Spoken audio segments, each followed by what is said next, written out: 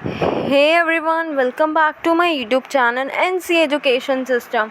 आज हम पढ़ने वाले हैं control and coordination.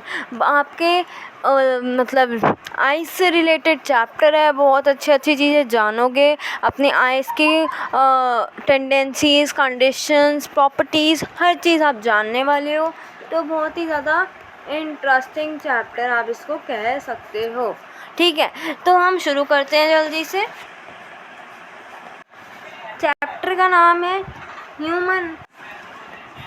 Human eye and their colourful world. तो आपको यहाँ पे बड़ी ही ब्यूटीफुल सी आई दिख रही होगी। तो इस आई के अंदर ये जो आपको इतना पार्ट दिख रहा है ना, आप इसके बारे में पहले मैं आपको डिस्क्राइब करने वाली हूँ कि ये जो आपको ब्लैक पार्ट दिख रहा है, ये इसकी बाउंड्री, ये वाइट पार्ट, ये सब होता क्या है। इन सब के लेबलिंग सब कुछ इम्पॉर्टेंट है क्योंकि इनकी लेबलिंग एग्ज़ाम में पूछी जाती है। तो हम शुरू करते हैं जल्दी से। जैसे कि बच्चे आपको ये डायग्राम दिख रहा है ना, ये आपकी आईज़ के अंदर अब मैं घुस चुकी हूँ। ये जो आई आपको दिख रही है ना, रुकिए, हम पहले तो स्ट्रक्चर ऑफ अ ह्यूमन आई पढ़ने वाले हैं। पूरा स्ट्रक्चर पढ़ाऊँगी आपको, तो अच्छे से इसका हमने स्ट्रक्चर समझना है। इस आई के अंदर क्या क्या चीज़ें हैं, अब हम इसके अंदर जाकर देखेंगे। इसको 3D मॉडल के थ्रू देखेंगे। तो इसमें बच्चे हर एक पार्ट आप अच्छे से समझना। वैसे बच्चे, ये मैंने देखो जो आपको 3D आई का इमेज दिखा रही हूँ, इसमें कुछ एक्स्ट्रा चीज़ें हैं तो मैं आपको बता देती हूँ आपको क्या क्या लेबल करने के लिए आएगा। तो देखो, सबसे पहले तो बेटा आपका ये जो बाहर वाली जो आपको ब्लू लाइनिंग दिख रही है, जिसको मैंने रेड कलर से डिनोट किया है with this is your cornea. ये आपका होता है बच्चे कॉर्निया। ठीक है, अब अगर मैं इसके अंदर वाला ये पार्ट देखूं, यहाँ पे मेरा क्या है, लेंस। यहाँ पे क्या होगा, मेरा लेंस। तो आपको ना सिर्फ कॉर्निया याद करना है, इरीज याद करना है। कहाँ होता है रेटिना, तो आपको पता ही है, जो एकदम पीछे जाके जो बाउंड्री होती है। मैं कलर चेंज कर लेती हूँ। ये देखिए, ये जो पीछे आपकी जहाँ इमेज जाके फॉर्म होती है, बच्चे लाइट चैप्टर आपने पढ़ा ही है। हमारी इमेज यहाँ पे जब जाके रेटिना पे फॉर्म हो रही है, अगर रेटिना से पहले हो जाए तो क्या कंडीशन होती है, अगर रेटिना से भी बाहर हो रही है तो क्या कंडीशन होती है, ये सब हमने आज इस चैप्टर में पढ़ना है। आपको ऑप्टिक नर्व याद रखनी है, यहाँ से जो जा रही है, जो अटैच है हमारे रेटिना के साथ। आपको ऑप्टिक नर्व याद रखनी है, आपको इरीज याद रखना है, कॉर्निया याद रखना है। और तो इसमें ये सब कुछ याद नहीं रखना। Sclera, vitreous body, sclera body, आप लेंस और याद रख लेना। आपका लेंस यहाँ पे एकदम अंदर से जो येलोइश सा पार्ट दिख रहा है, आपका लेंस। ठीक है बच्चे, तो ऑप्टिक डिस्क भी आपको याद करने की ज़रूरत नहीं है। ये आपको यहाँ पे ऑप्टिक डिस्क दे रखी है, तो ये भी नहीं आपके सिलेबस में, मैंने आपको बता दिया है। आप ये सब चीज़ें देख लेना। अब मैं पहले आपको अच्छे से एक्सप्लेन करूँगी हर एक चीज़। हाँ जी बच्चे, तो सबसे पहले हम बात करते हैं हमारे कॉर्निया की। तो कॉर्निया देखो बेटा क्या है, ये हमारे को देखो, ये जो हमारे को बाहर ये पार्ट जो दिख रहा है ना, ये देखिए जो मैं पर्पल कलर से डिनोट कर रही हूँ, ये जो आपको बाहर की तरफ निकला हुआ जो हिस्सा दिख रहा है हमारी आई बॉल का, ये होता है आपका कॉर्निया। ठीक है, ये क्या होता है, आपका कॉर्निया होता है। ठीक है, इसके अंदर अगर आप और घुसो, ये जो आपको ब्लैकिश पार्ट हो रहा है, ये ज़रूरी नहीं है ब्लैक हो, किसी का ब्राउन कलर होता है, किसी की ब्राउन नहीं तो किसी का गोल्डन, ग्रीनिश, ऐसे सबके अलग अलग कलर होते हैं आई के। तो इसको बोलते क्या है, पहले तो जो ब्लैक पार्ट होता है इसको बच्चे हम बोलते हैं प्यूपिल। प्यूपिल, इसको प्यूपिल बोलते हैं बच्चे। इसका कलर नहीं होता ब्लैक, ब्राउन, ग्रीन, ये तो ब्लैक ही रहता है। इसके बाहर जो ये ब्लूइश पार्ट दिख रहा है ना, ये which is known as iris, जिसको हम क्या बोलते हैं, ये जो आपको ब्लूइश सा पार्ट दिख रहा है इसको हम बोलते हैं इरिस। तो इरिस क्या करता है, इरिस का कलर अलग अलग डिफरेंट वेरिएशंस में होता है, अलग अलग डिफरेंट वेरिएशंस में होता है, मैं यही बता रही हूँ। ये जो पार्ट आपको दिख रहा है ये आपका इरिस है, एंड ये जो ब्लैक कलर का आपको जो पार्ट दिख रहा है this is known as pupil, जहाँ पे जाके प्यूपिल के अंदर जाके आपके रेटिना तक आपकी लाइट जब भी पास होगी या इमेज जब भी जाके आपकी फॉर्म होती है। बच्चे एक बार बिना लेबलिंग वाला डायग्राम भी यहाँ पे देख लो। यहाँ पे भी मैं बता देती हूँ इस डायग्राम में, ये आपका जो बाहर निकला हुआ पार्ट है this is known as cornea. मेरी हैंडराइटिंग बहुत गंदी है। एंड इसके अंदर आप जाओगे तो ये वाला जो आपको पार्ट दिख रहा है दिस इज़ योर प्यूपिल। इसके अंदर अगर आप ये वाला पार्ट देखोगे बड़ा सा, this is your lens where your image is formed.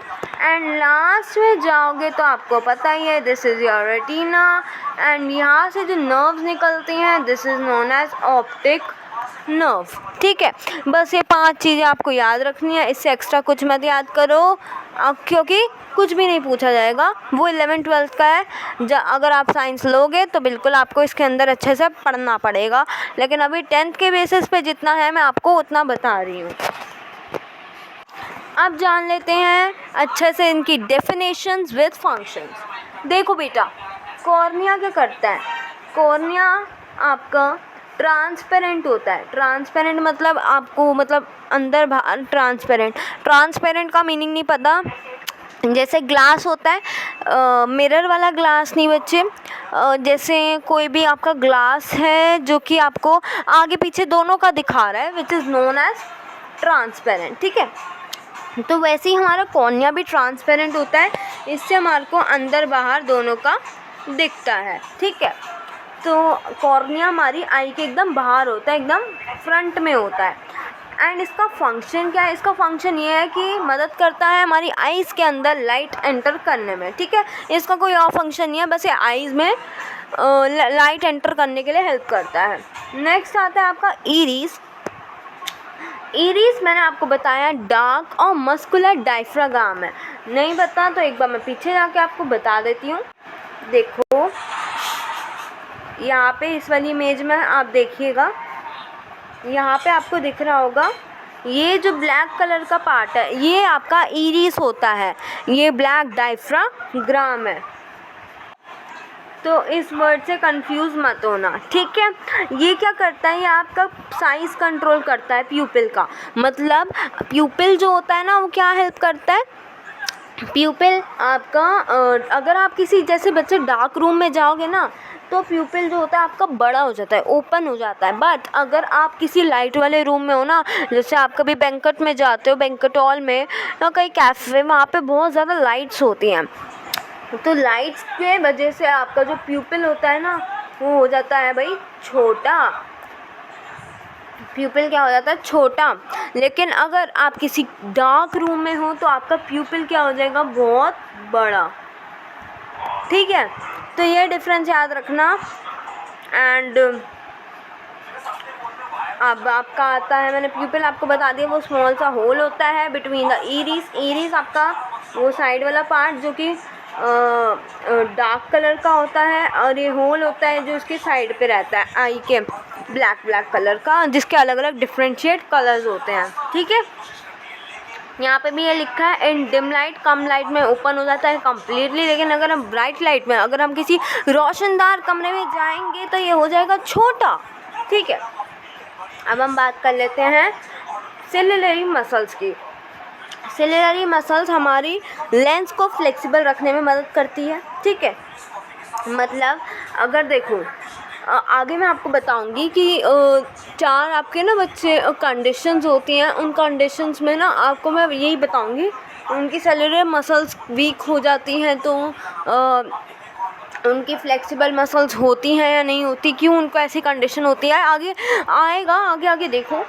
और ये सब तो इतना नहीं बोले जाएगा, ये फंक्शंस बस छोटे मोटे याद रख लेना, पूछे नहीं जाते, इनके बारे में ज़्यादा एक्सप्लेन कर रही हूँ क्योंकि पता होना चाहिए, लेकिन ये सब नहीं पूछा जाता कॉर्निया, इरिस, प्यूपिल, बट ये आपसे पूछ लिया जाएगा MCQ फॉर्म में। अच्छा स्टूडेंट्स, अब जो भी बच्चा इतने ध्यान से समझ रहा है मेरी वीडियो को, चलो वो एक क्वेश्चन का मुझे आंसर दो कि वह ऐसा कौन सा ट्रांसपेरेंट और बल्जेट और स्पेरिकल मेम्ब्रेन होता है जो कि हमारी आईज़ के बाहर फ्रंट की तरफ होता है और उसको कवर करके रखता है। बताइए बच्चे, बताइए। इसका आंसर है कॉर्निया, क्योंकि मैंने अभी आपको पीछे मैंने आपको बताया था कि कॉर्निया होता है बहुत ही ज़्यादा ट्रांसपेरेंट और ये हमारे फ्रंट में होता है, एकदम आईज़ के ना बाहर निकला हुआ होता है। ठीक है, आते हैं हम नेक्स्ट क्वेश्चन पे।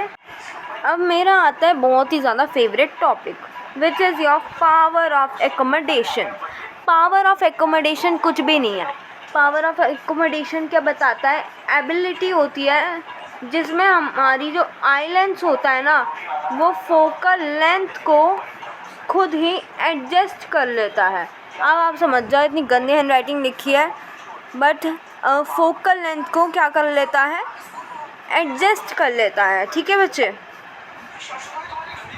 फोकल लेंथ हमारी ऐसी एबिलिटी होती है पावर ऑफ एकोमोडेशन में हमारे आई लेंस के अंदर कि वो अपनी एबिलिटी से हमारे आई लेंस की फोकल लेंथ को एडजस्ट खुद ही कर लेता है। मतलब अगर हम डार्क रूम में जाएंगे तो वो प्यूपिल छोटा हो जाएगा, अगर हम लाइट रूम में जाएंगे जहाँ पे लाइटनिंग हो रखी है वहाँ पे हमारा प्यूपिल छोटा हो जाएगा, एंड अगर डार्क रूम में जाएंगे तो प्यूपिल बड़ा हो जाएगा।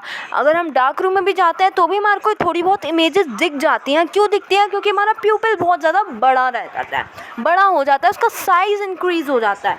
ठीक है, तो ये एजेंट होता कैसे है? ये एजेंट होता है with the help of ciliary muscles. ये एजेंट होता है with the help of ciliary muscles. Ciliary muscles क्या होती है? सिलियरी मसल्स होती हैं जो कि हेल्प करती हैं आपके आई लेंस में फोकल लेंथ को एडजस्ट करने में। ठीक है, सिलियरी मसल्स अगर ना जॉइंट हो रखी हो ना तो पावर ऑफ एकोमोडेशन नहीं हो पाएगा।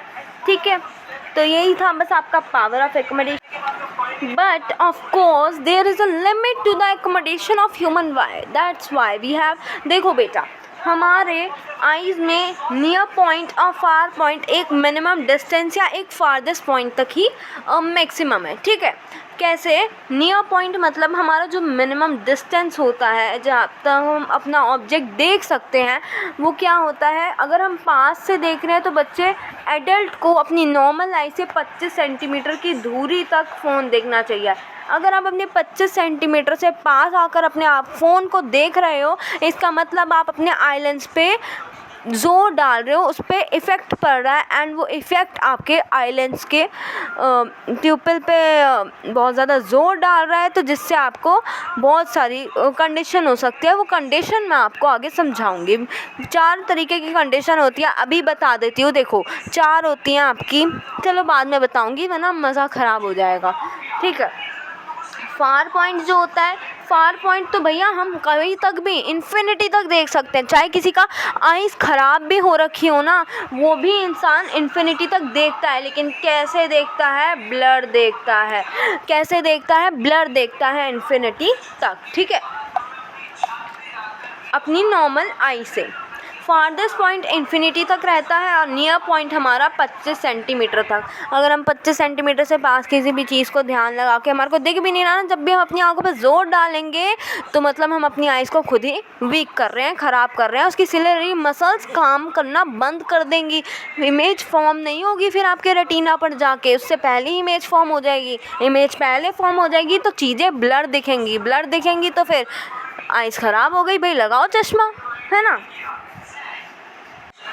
अब आते हैं स्टूडेंट्स अपने फेवरेट टॉपिक पर, which is defects in human I.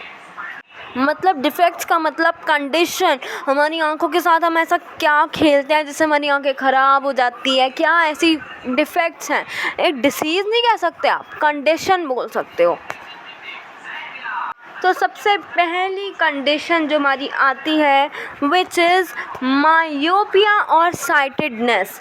Myopia भी हम इसको बोलते हैं और साइटेडनेस भी हम इसको बोलते हैं। देखो बच्चे, मायोपिया में क्या होता है?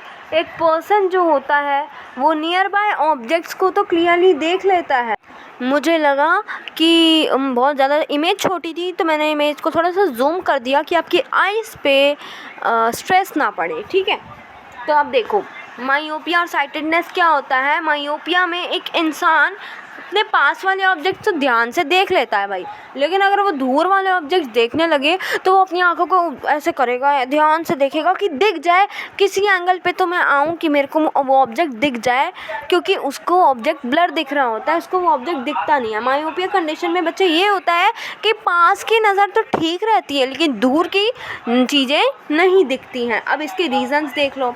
रीज़न्स क्या है? या तो कर्वेचर जो है आई लेंस का वो बहुत ज़्यादा एक्सेसिव, बहुत ज़्यादा बड़ा हो जाता है।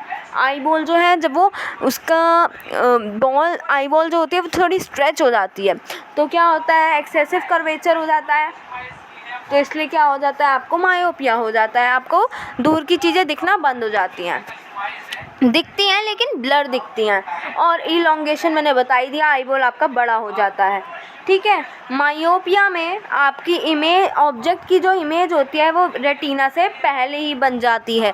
मतलब अगर आपका देखो एक मिनट, जैसे अब देखिए बच्चे, ये जैसे मैंने एक आई, यहाँ पे आपका बच्चे रेटिना है, ठीक है, रेटिना है, लेकिन आपकी इमेज जो है वो आई लेंस से जाके यहीं पे रुक जाती है, इससे आगे बच्चे वो नहीं जा रही है, नहीं जा रही, वो पहले ही फॉर्म हो जाती है।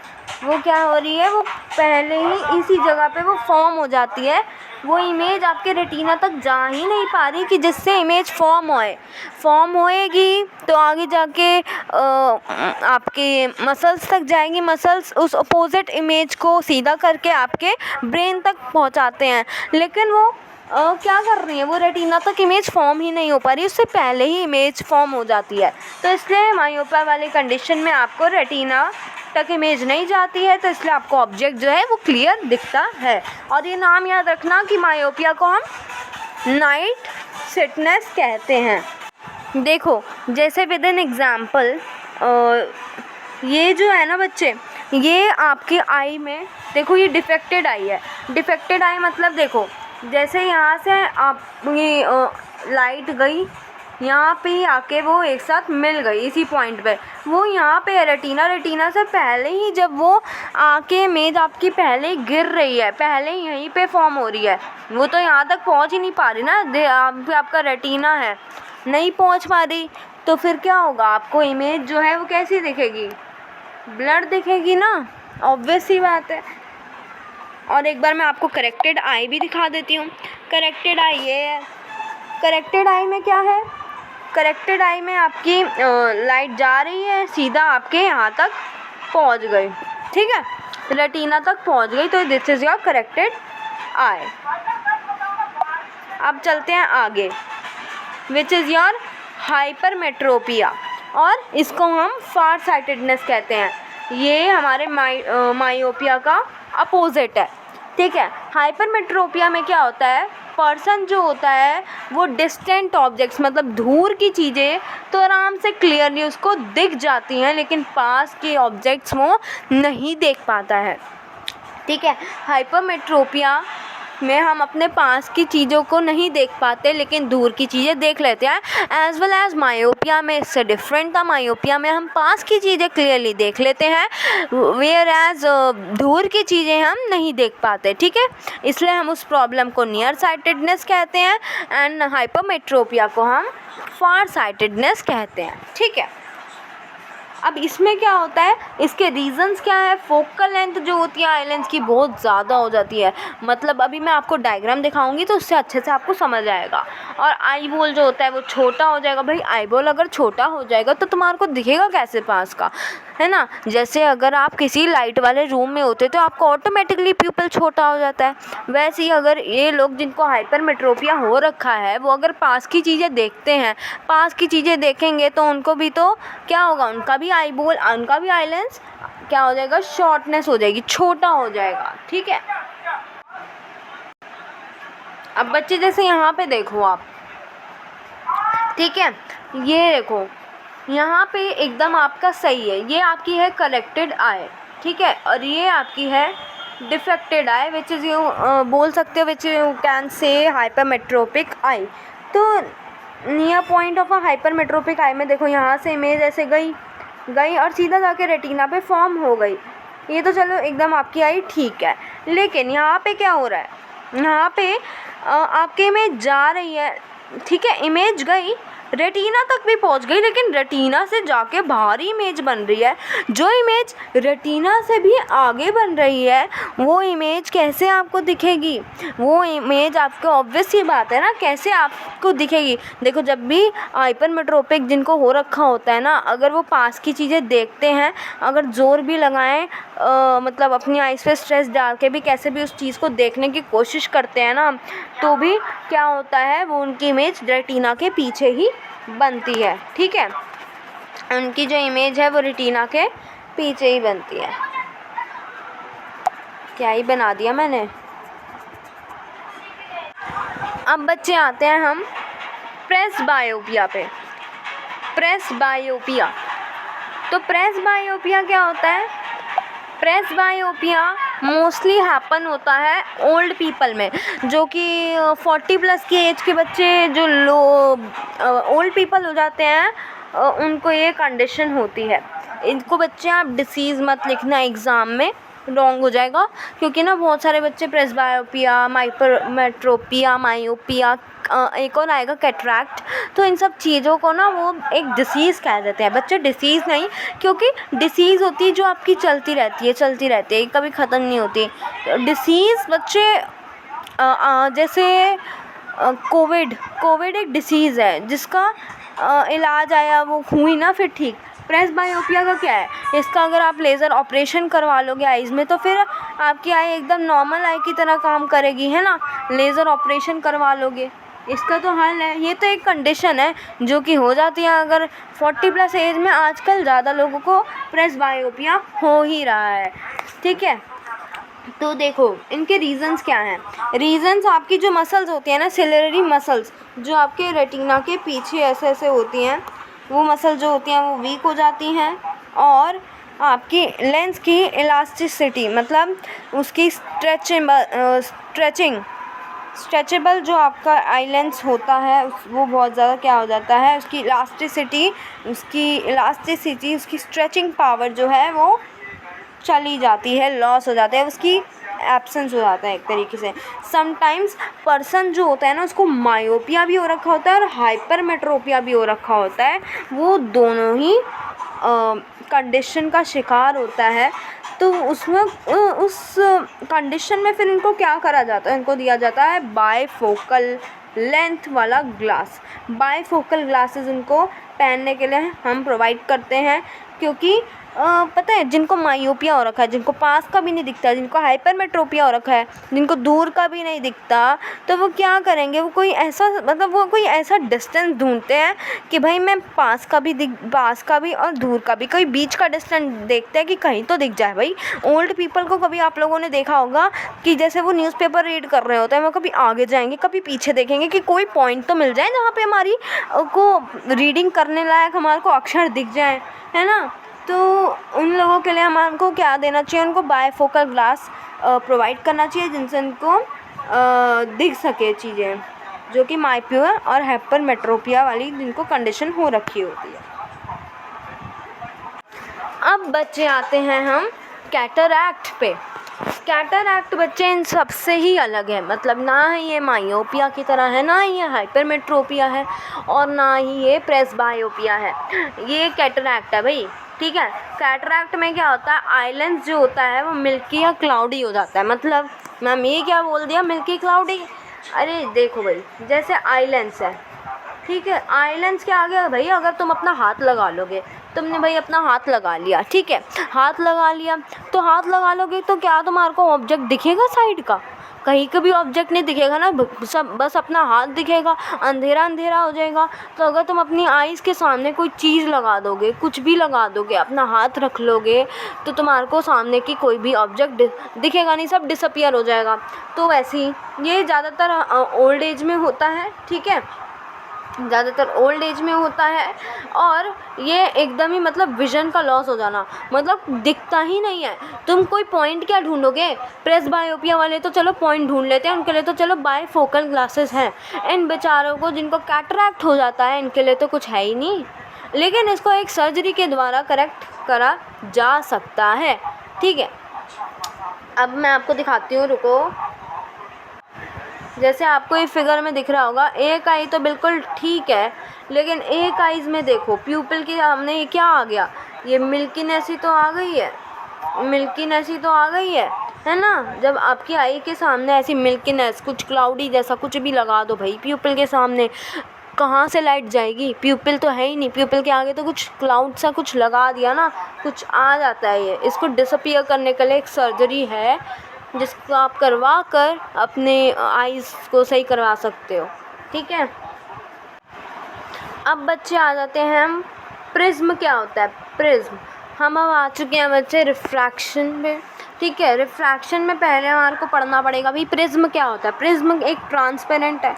ट्रांसपेरेंट हमने इसको क्यों बोला है, ट्रांसपेरेंट मैंने इसको इसलिए बोला है क्योंकि मुझे अंदर आर पार का सब कुछ दिखाई आराम से दे रहा है। जब आर पार का दिखाई देता है उन ऑब्जेक्ट्स को हम ट्रांसपेरेंट ऑब्जेक्ट्स कहते हैं, ठीक है।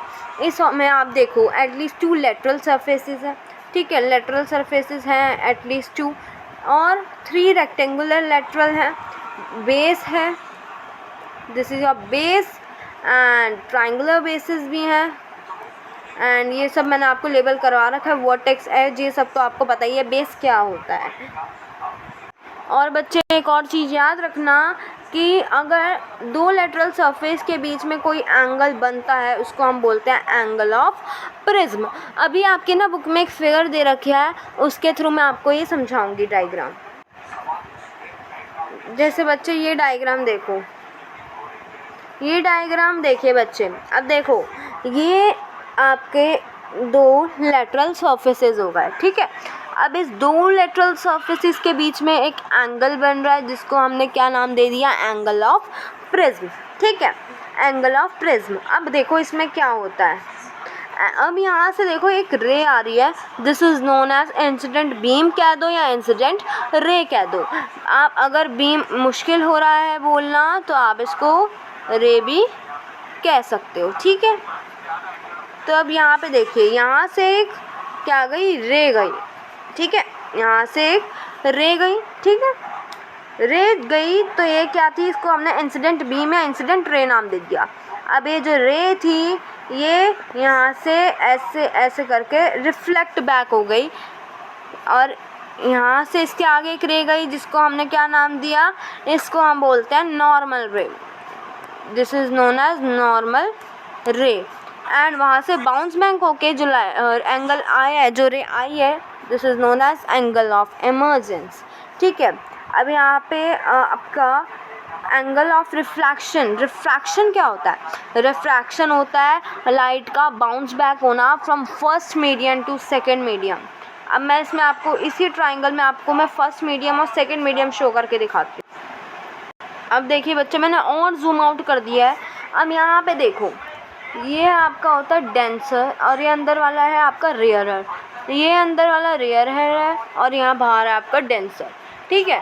अगर आप डेंसर टू रेयरर जा रहे हो, ठीक है, अगर आप क्या कर रहे हो, डेंसर टू रेयरर जा रहे हो तो क्या होगा, डेंसर टू रेयरर जाओगे तो टुवार्ड्स दी नॉर्मल होगा।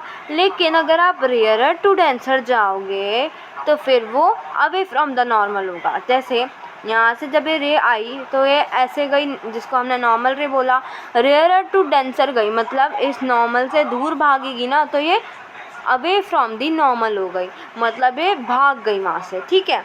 डेंसर टू रेयरर में वो नॉर्मल के पास गई, ठीक है। नहीं समझ में आया बच्चे, देखो ये रे है, ये डेंसर टू रेयरर है, डेंसर टू रेयरर मतलब, डेंसर टू रेयरर मतलब ये आपका डेंसर था, ये आपका रेयरर था, तो डेंसर टू रेयरर गई मतलब इसके पास जाएगी, नॉर्मल के पास गई भाई, नॉर्मल से चेप हो गई, पास चली गई। लेकिन जब वो रेयरर टू डेंसर गई, रेयरर को डेंसर पसंद नहीं आया तो वो दूर भाग गया, क्या हुआ, रेयरर ही आया उसके पास, लेकिन वो जो था रेयरर टू डेंसर में अवे फ्रॉम द नॉर्मल होता है तो नॉर्मल से वो दूर भाग गया, ठीक है, ये हो गया।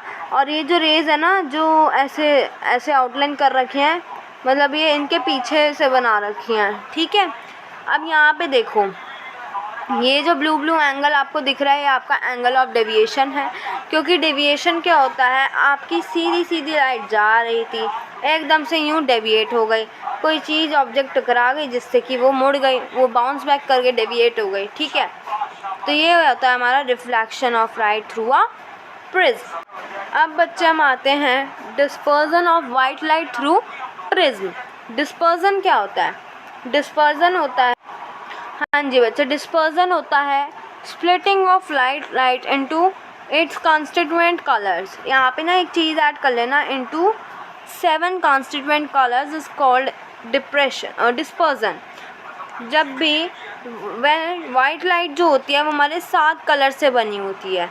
अब वो 7 कलर्स का नाम क्या होता है वो हम जानते हैं। तो सबसे पहले तो मैं आपको बता दूं कि ये इंसान था, इसाक न्यूटन नाम है इनका। इन्होंने बताया था कि डिस्पर्जन क्या होता है, ठीक है। डिस्पर्जन देखो यहाँ से कैसे रेज निकल रही है रेनबो के थ्रू, देखो ध्यान से, यहाँ पे देखो कैसे ये क्या हो रहा है, ये रिफ्रैक्शन हो रहा है भाई, ये डिस्पर्जन हो रहा है ना। लाइट स्प्लिट होके 7 कलर्स कॉन्स्टिट्यूएंट कलर्स में स्प्लिट हो रही है। ये क्या है उनके हाथ में? प्रिज्म है ना, और ये तो टेलीस्कोप पड़ा हुआ है। तो इस प्रिज्म से जो लाइट है वो सारे रेनबो शेड्स निकल रहे हैं। अब हम जानते हैं कि क्या होता है वो 7 colours. 7 colours are denoted by VIBGYOR, ठीक है स्टूडेंट्स। 7 कलर्स जो होते हैं वो डिनोट करे जाते हैं विबग्योर से।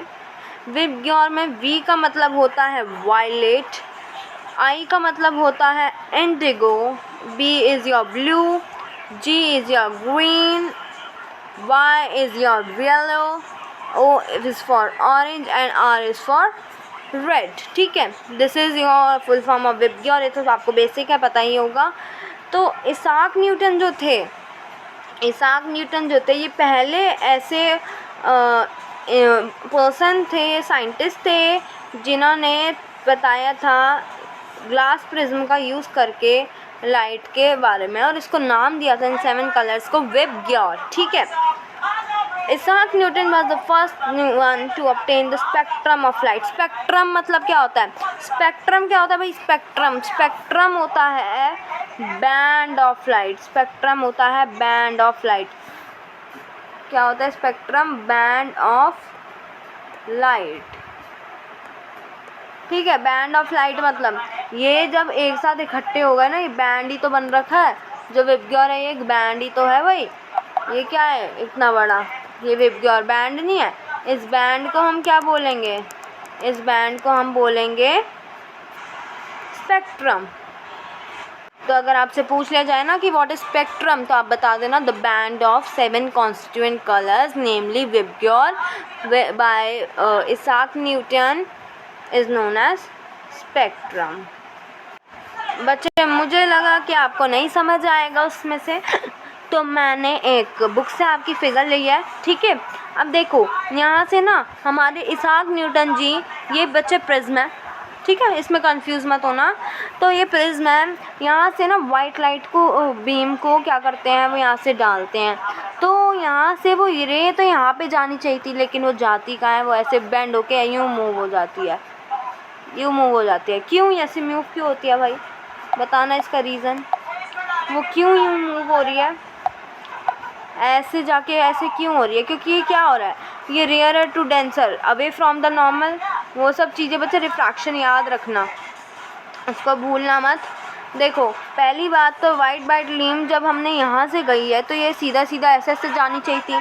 क्यों नहीं गई? क्योंकि यहाँ बाहर था हमारा डेंसर, अंदर रहता है रेयर। डेंसर टू रेयर जाएगी तो नॉर्मल यहाँ बीच में होता है। नॉर्मल मैंने बताया ना प्रिज्म के बीच में होता है, तो प्रिज्म के पास जाएगी। लेकिन यहाँ पे प्रिज्म जहाँ से ऐसे रह गई है तो ऐसे ऐसे जानी चाहिए थी सीधा सीधा। ये यूँ क्यों बेंड हो गई? क्योंकि रेयर टू डेंसर में नॉर्मल से वो दूर भागेगी ना, तो इसलिए वो क्या कर गई? बेंड हो गई और ज़्यादा। उसको बेंड यहाँ पे होना था, उसको बेंड कहाँ होना था? यहाँ पे, लेकिन वो और बेंड हो गए, ठीक है। अभी मैं आपको अच्छे से एक्सप्लेन करती हूँ। एक वाइट लाइट आई, ठीक है, वो वाइट लाइट किस में कलर्स में स्प्लिट हुई? 7 कॉन्स्टिट्यूएंट कलर्स में वो स्प्लिट हुई, ठीक है। वो कौन कौन से थे? विबग्योर थे ना, इन सब के नाम तो मैंने आपको बता ही दिए हैं। और यहाँ पे आपकी बुक में ये देखो, यहाँ पे लिखा भी हुआ है word white light spectrum. White light spectrum, spectrum मतलब ये जो कलर्स आपको दे रखे हैं, ये बैंड ऑफ कलर्स को ही हम स्पेक्ट्रम कहते हैं ग्लास प्रिज्म में। अगर आपके पास बच्चे ग्लास प्रिज्म है तो आप एक अपनी फ़ोन की टॉर्च से भी इस एक्सपेरिमेंट को घर में कर सकते हो, ठीक है। इस वाइट लाइट की बीम को अगर आप डालोगे तो आपको सारे कलर्स दिख जाएंगे, 7 constituent colours which are known as spectrum. So students, आज की जो लेक्चर है वो बहुत ही है। अब नेक्स्ट क्लास में हम पढ़ेंगे ट्विंकलिंग ऑफ स्टार्स, आगे जो भी टॉपिक्स हैं आपके बुक में वो सब कवर करेंगे। सो आज हमने रिफ्रैक्शन थ्रू प्रिज्म तक कवर कर लिया है। अगर इससे कोई भी रिलेटेड डाउट्स अगर आपके माइंड में आ रहे हैं तो ज़रूर कमेंट सेक्शन में पूछ लीजिएगा, क्योंकि अगर आप चाहते हैं वो एक क्वेश्चन अगर आपके एग्ज़ाम में आ जाए और अगर आप वो गलत लिख के आओगे तो आपको बुरा लगेगा ना, इसलिए आप पहले ही हमसे पूछ लीजिए, हम आपको रिप्लाई कर देंगे। And then till then bye bye, मिलती हूँ आपसे नेक्स्ट लेक्चर में, इसी टॉपिक पे कंटिन्यू करेंगे। एक बार रिवाइज़ भी करवा दूँगी, रिवीजन करवा दूँगी कि पिछले आप टॉपिक्स ना भूलें, क्योंकि आगे वाले टॉपिक्स रिफ्रैक्शन से ही रिलेटेड हैं, ठीक है बच्चे। मिलती हूँ नेक्स्ट वीडियो में, टिल देन बाय बाय।